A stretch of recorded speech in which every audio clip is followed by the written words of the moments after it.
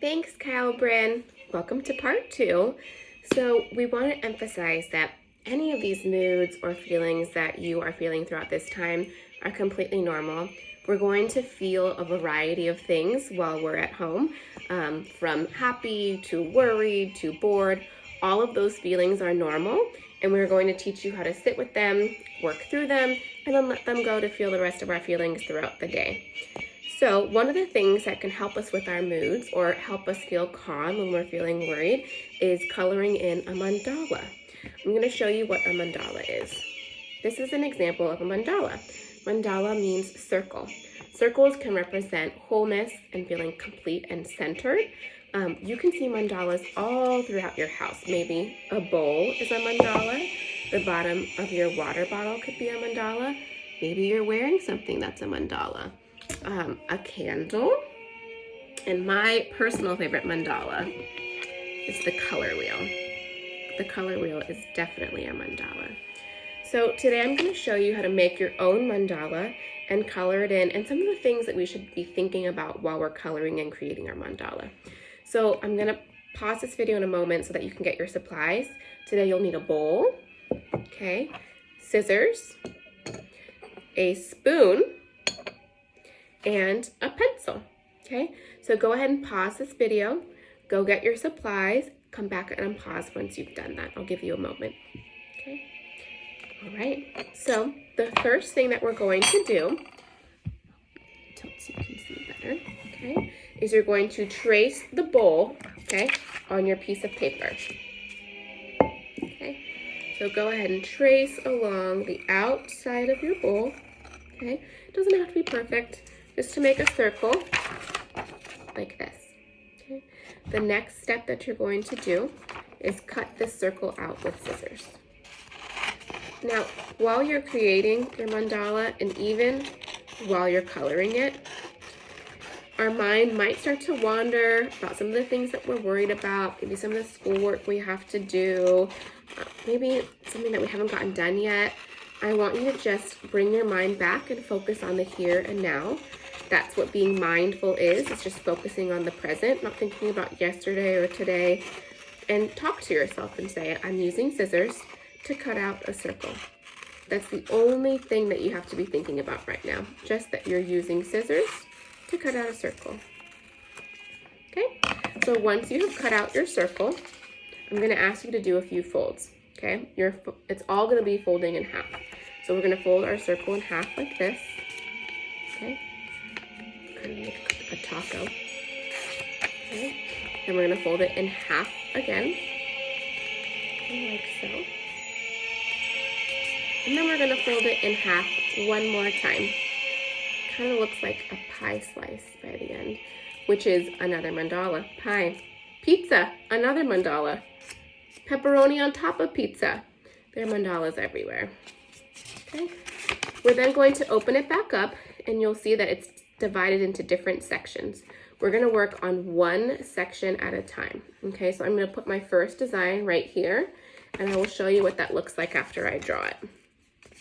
It's probably easier if you fold it like this to do it, so that way you remember to only work on one section at a time.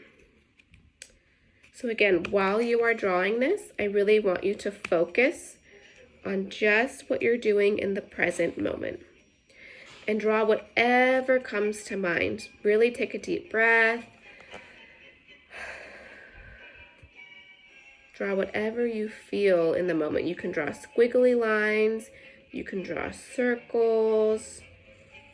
You can draw different shapes. Triangles, squares. Push really hard with your pencil too, because we're going to be transferring your design after we're done. So this is what my first design looks like.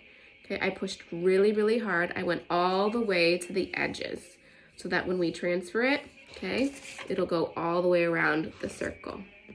So the next thing we're going to do is take our mandala, okay, and fold the section next to it on top of this one so that we can transfer our design, okay? So we went from here to here, and we're going to take our spoon, place it down and we're gonna rub really, really, really, really hard with our spoon, okay?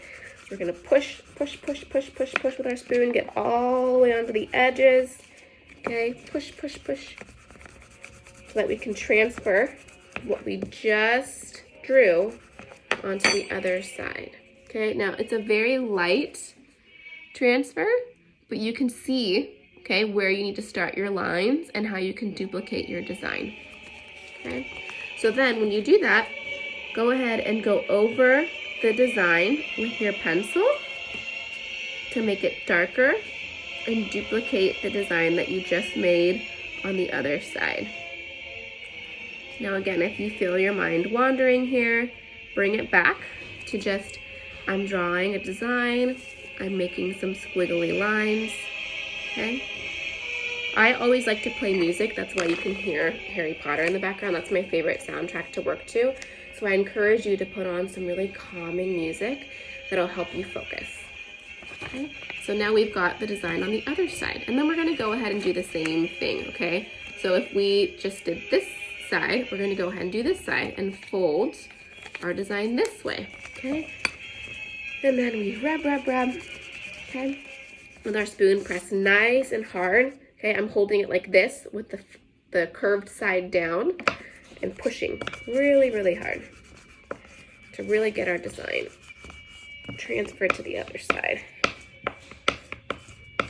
Miss Sarah might be going a little bit faster for this video, but when you do it, I really want you to go slow and take your time. Okay, there we go. Now you can see very light tracing. Okay, but you can easily trace over that with a pencil. So once you've traced your whole design, I want you to go over it with a black marker or maybe a Sharpie, okay? And then you can begin your coloring. I used some colored pencils, okay? And then I colored in the design nice and slow to my favorite music. Once you are finished, please post a picture in your classroom, embedded in your classroom, and Kyle, Bryn, and I can take a look. I will post another finished mandala. We cannot wait to see yours.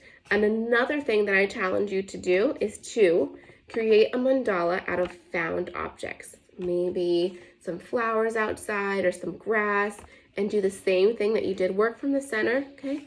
And just create patterns that go around the outside. So please post a picture of your finished mandala. And a bonus, if you would like to try, is to create a nature mandala and find things in nature that you can make into a circle.